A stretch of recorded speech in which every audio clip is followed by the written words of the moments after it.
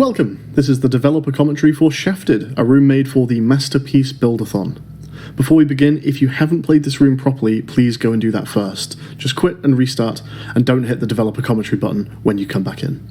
With that out of the way, my name's Matthew. I'm from Buried Things, the studio that brought you this room.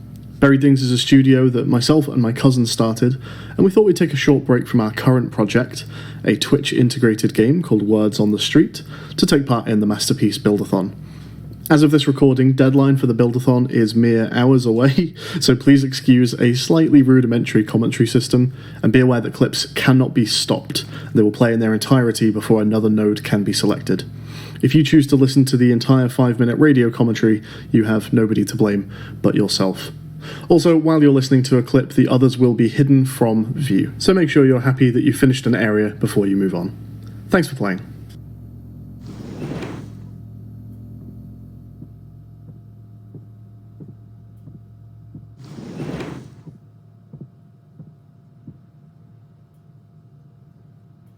So why do a developer commentary for an escape simulator room? Isn't that a bit much?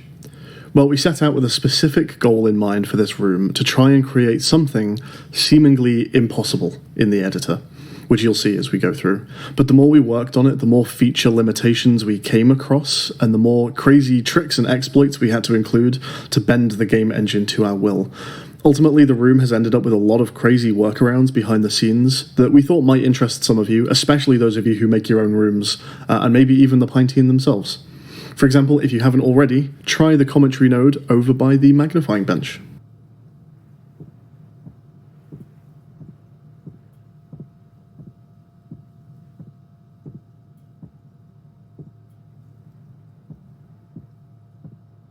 We had this idea to mock up a down-the-microscope view room, where everything was black except for the magnified circle of painting that you're examining. Escape Simulator likes to add shine to surfaces, however, so it makes pure black impossible under normal circumstances. Our first pass at this room actually looked like this. Luckily for us, just the day before we implemented this room, someone on the Pine Studio Discord server ran into a bug where the texture of one of their models went pure black. And it was brought up during the conversation trying to solve that problem that objects with a scale of 0 on one of their axes, effectively an infinitely thin object, can look completely black. Normally you shouldn't be putting a 0 scale object into your game, you might get some weird behaviors, but for solving the blackout room problem, it works a charm.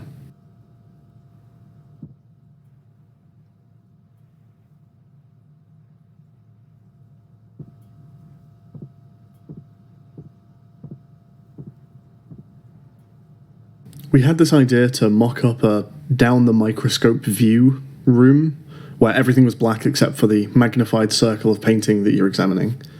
Escape Simulator likes to add shine to surfaces, however, so it makes pure black impossible under normal circumstances. Our first pass at this room actually looked like this. Luckily for us, just the day before we implemented this room, someone on the Pine Studio Discord server ran into a bug where the texture of one of their models went pure black. And it was brought up during the conversation trying to solve that problem that objects with a scale of 0 on one of their axes, effectively an infinitely thin object, can look completely black. Normally you shouldn't be putting a 0 scale object into your game, you might get some weird behaviors, but for solving the blackout room problem, it works a charm.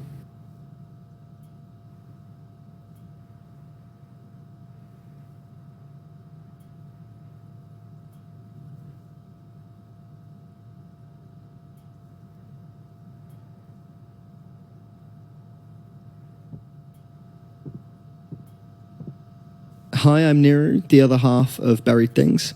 I'm going to talk a bit more about design decisions. Matt's going to show you some of our engine trickery. As a studio, we often find ourselves engaging with something, discussing it together, and unpacking the things we like and dislike. The reason we decided to submit to this competition was to explore the things we liked and disliked about traditional escape rooms. And one of the big things I wanted to focus on was diegesis, the idea that something is real for the character, not just the player. This short game is divided into a sort of A and B section, a more traditional series of escape room puzzles and a more practical series of physics puzzles. The first series is targeted at the player, whereas the second series might feel more logical to the character that the player controls.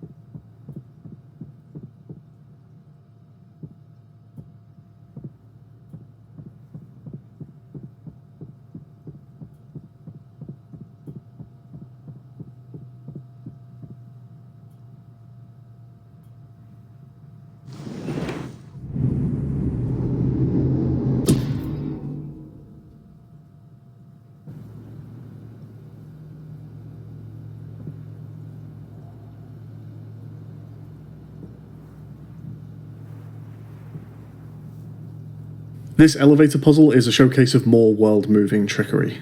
When the elevator moves down a floor, it's really the elevator shaft and outer corridor moving up. You and the elevator remain stationary, since you always have to remain stationary, at least vertically speaking. When you climb down or up through the hatch, everything else shifts. That's the elevator, the shaft, and the world beyond.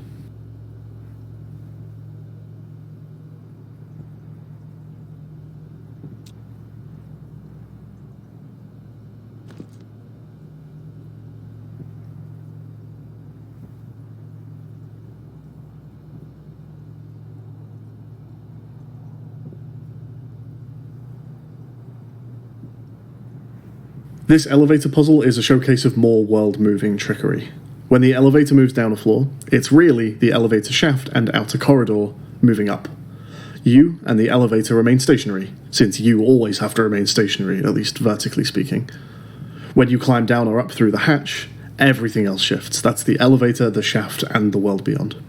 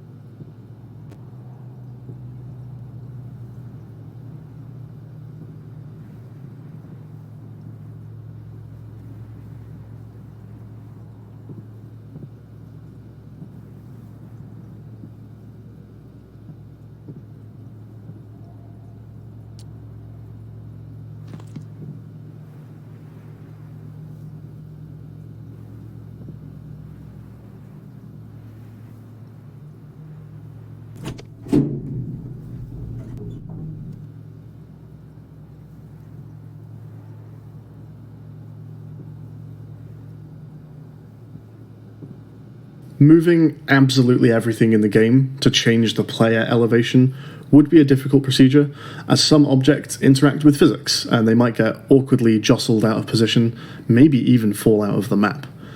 Therefore, when we move the environment to simulate moving the player, we try to only move what might be visible to them at the time. In this case, only a few of the walls in the corridor are actually visible while you're climbing out of the lift, so most of the world is already in place, while the ones that the player can see are offset so that they can be moved into place to simulate the climbing motion. To demonstrate this, I'm going to move them back to where they were, so they start here. And then when the player climbs up, they shift into position in an arc that the player will perceive as themselves hopping up into the hallway.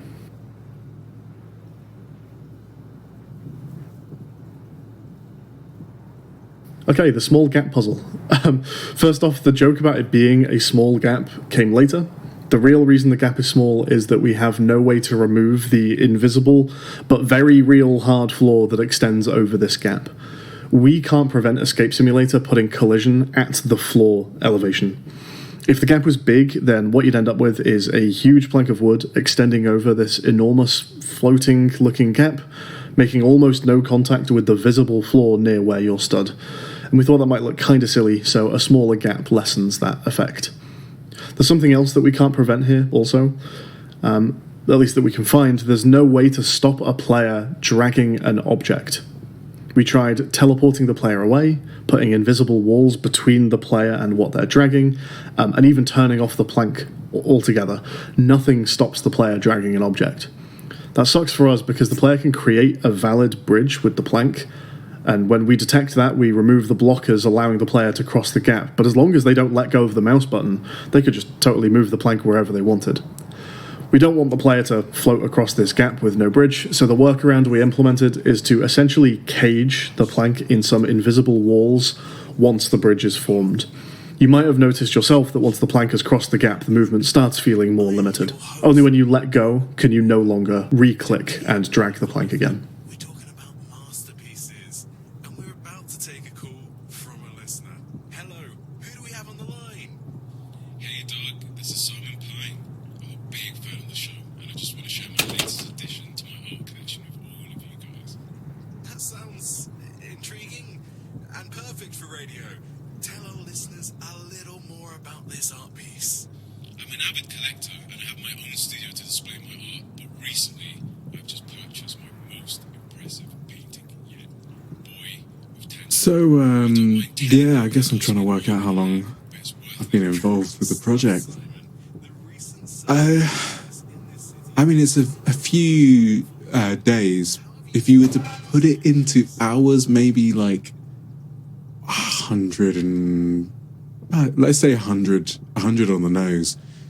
And yeah, I mean, Neri just contacted me and he said, you know, we were standing there and he said, I think you could really nail this. Like, I think you would really add what I think this project needs.